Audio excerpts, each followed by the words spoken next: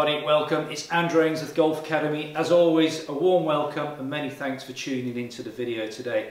Before I do the video, do us a great favour. If you're new to the channel and you haven't subscribed, click on that subscribe button down there for me, will you? That would be great. So, it's that time of year, isn't it?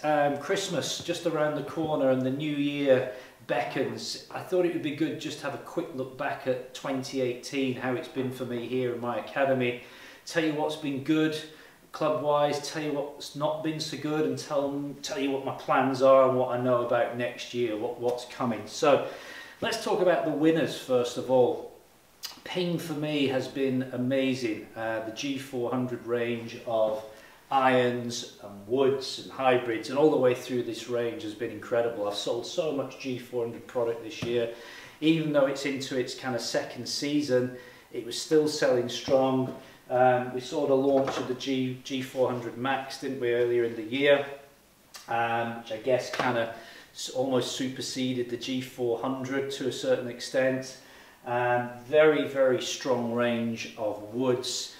I've been in the golf industry for nearly 30 years now, and I can honestly say, hand on heart, that I think the G400 range for me from Ping is the best range he's ever done. There's been a driver there for everybody, some really good shaft options available, so it's been an absolute cracker that. Sorry to see it go. We know there's new product coming in February. I don't think this is any secret. I hope I'm not breaking any product embargoes because it's out there on the internet. It's going to be called the G410. I've seen it. I can't tell you any more about it than that. I can't show you any pictures because I don't have any. Surprisingly, there's none out there on the internet, which they've done really well to keep a secret, seeing these things normally get leaked. As soon as I get my hands on it, you'll see it and we'll test it. Can it be as good as the G400? That's my first question. You know, G400 is going to take some beating, so Ping, I'm sure they've done their job. We'll see, we'll test it, won't we, and we'll find out. So that's been Ping, really big success story. My other big brand I do here is Mizuno. We saw the Mizuno 919 range of irons come in, the Tour, the Forged, and the Hot Metals replacement to the 900s. They've sold very well. Mizuno have a real allegiance, I think. You know, people who've played Mizuno irons stick with them forever. Great quality, you can't argue with it. They've had a great year with professionals choosing to use Mizuno product by choice, not by getting paid. We've seen Koepka winning, we've seen lots of top pros out there using the Mizuno product. Woods-wise for me, the GT180 and the ST180, not so good for me. I've always had a slight issue that I've sold irons really well with Mizuno, but always struggled a bit with the woods. I know they're making some good product woods-wise, but for me it just doesn't really sell that well. New product coming next year is going to be called the GT190, ST190, getting lots of good press out there on social media. We'll flash up some pictures somewhere. Looks good. They all look good. For me, they need to perform. I'm sure they will, but they need to sell. So I'm hoping retail-wise I can sell some more Mizuno drivers next year than I've done in the past. So that's Mizuno, strong as ever. Not so good stories for me this year was TaylorMade. I haven't retailed TaylorMade for probably 12 years or so since I left my previous club, Ashridge Golf Club, where I did quite well with TaylorMade. And I got quite a lot of interest from customers saying, why don't you stock TaylorMade? So I thought, do you know what, I'll speak to them and I'll open an account again, I'll get some product in. So I think they were very helpful, didn't go crazy. Did a small order of M3 drivers and M4 drivers, and do you know what, it's been a bit of a disaster, to be honest. I'll just walk you through next door in a second and show you what's left on my rack. In fact, let's do that right now. Take a walk with me next door and I'll show you what's left. So come and take a walk with me out of the academy stroke fitting area. There are videos, I've done videos before of a walk around, but this is kind of what's where the camera's set up, workshop, putting green, just walking through into my little shop here. I don't have a big shop, I don't carry a huge amount of stock in here. You can see I carry lots of golf bags and grips, bit of clothing, a few clubs on the show, but most of my stuff's done super stroke putting grips. Most of my stuff's done custom fit. Now this is interesting what I've got left stuck with this year. As you can see, I've got several tailor-made clubs on the rack now, heavily reduced. So the M3 was 429, now down at 329. Probably gonna have to drop it even lower than that to get shut of these.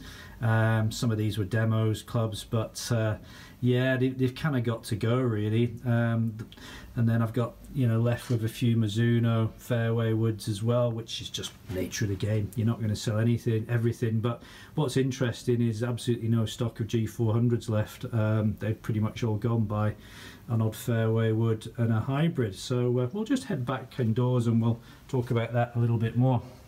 So there we go. That's one of the hazards of being a retailer. You're always going to get stuck with product, and sometimes you just got to bite the bullet and get rid of it, get your money back or take a hit on it. That's just the nature of the game. So you know, I'm not moaning about that, but it's just been a little bit disappointing for me that the M3 and the M4 didn't really sell through for me.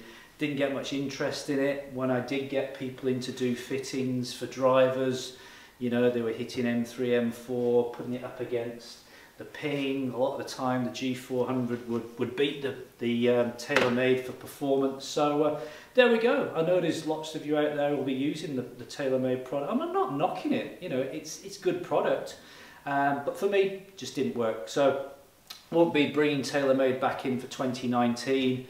I'm aware that the M5 and M6 drivers coming out. I'll put some pictures up which you can get access to. You know, someone's dropped a couple of pictures on social media, which I'm sure they shouldn't have done, but they have. The M5, from what I can see, is a heavily carbon composite sort of driver, full of tech. I've heard that it's going to retail at around about 499 UK pounds, so it's right up there price-wise. How good's it going to be? Absolutely no idea. I've seen the little teaser with it, and it's got these 2 red screws in the face. What that's all about, I've absolutely no idea. I just dropped onto Golf WRX to have a little look at some comments, and TaylorMade weren't getting a lot of love on that particular site, and I'll be intrigued to get your opinions out there about what you think of TaylorMade as a company. Personally, I think they drop too much product too quickly, and it leaves people stuck with product. People have paid £400 for driver, 6 months later they're picking it up for £249, all this sort of stuff. Nothing new to the golf game, is it? But there we go. Not having a go at TaylorMade, it just didn't work for me. So you try these things and you move on, don't you? New Callaway driver coming, isn't there? That's due out February time again, when the golf show. So we're going to see lots of new product, and it always tends to get launched around about the Orlando Trade Show, which is at the end of January 2019. So a lot of the product comes into store early Feb. So there we go. What else has worked well for me this year? I use a British company called Benros. Really good company. They produce really good equipment, but the price is quite low compared to other companies, and I can do custom fit irons with Benros. Not available in the States as far as I'm aware, but any of you in Europe or the UK and you're looking for some really good equipment at good prices, don't hesitate to look at Benros. Really good kit. The Ping Sigma 2 putter's gone really well for me. Big fan of the Sigma putters. There are videos up there, I'll put some links up. It's this adjustable putter where you can adjust the length, about 10 different models in there. Ping have really upped the game on putters for me, and they're making some great putters. So there we go. That's a little look back at what my year's been like, trying to make a living in the golf industry. Hope you've had a good year on the golf course. As soon as I get new product coming in, the new Ping driver and anything else I can get my hands on, I'll be posting reviews. A few people have said in comments, you know, you're a bit slow getting your reviews out. Well, I don't get access to the product like your Mark Crossfields, your Rick Shields and all the other big boys do. They get sent product way before release date. Make the videos and then drop the videos right on the product embargo time. I only get the stuff normally when retailers get it, so I'm getting it 2 or 3 weeks before these guys. So I can't get videos out there that early. If Ping and other companies are watching and want to send me product to test, hey, please send it. I won't charge you for the videos, no problem. I'll do them for free and I'll give a good, honest, unbiased opinion of what I think of them. But that's unlikely to happen. So I'll just keep doing what I'm doing. I do enjoy presenting these YouTube videos.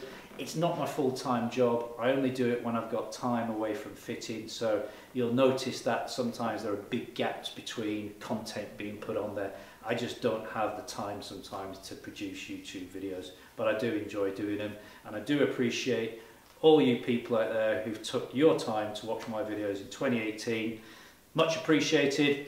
Stick with me in 2019 and hopefully we'll have some good fun along the way and I'll be able to give you some information. So that's it. Merry Christmas, Happy New Year, all of that stuff. Bye for now.